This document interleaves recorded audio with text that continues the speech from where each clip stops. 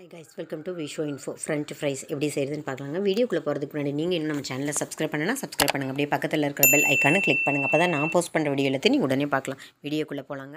French fries செய்கிறக்காக உருளைக்கிழங்கெல்லாம் நான் கழுவிட்டு தோல் எடுத்துகிட்டு கட் பண்ணி வச்சுருக்கேன். ஃபிங்கர் ஷேப்பில் நான் கட் பண்ணி வச்சுருக்கேன். அந்த மாதிரி செஞ்சால் தான் இந்த ஃப்ரெஞ்ச் ஃப்ரைஸ் நல்லாயிருக்கும்.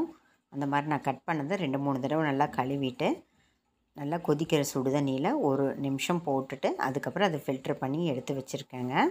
அந்த மாதிரி ஃபில்ட்ரு பண்ணி ஒரு காட்டன் கிளாத்தில் இல்லை கிச்சன் டவலில் நீங்கள் போட்டு வச்சுக்கோங்க.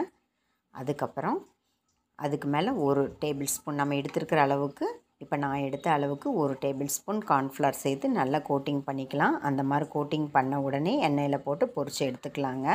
எண்ணெய் நல்லா ஹீட் ஆனதுக்கப்புறம் நம்ம ரெடி பண்ணி வச்ச உருளைக்கிழங்குகளை அதில் போட்டு ஃப்ரை பண்ணி எடுத்துக்கலாம்.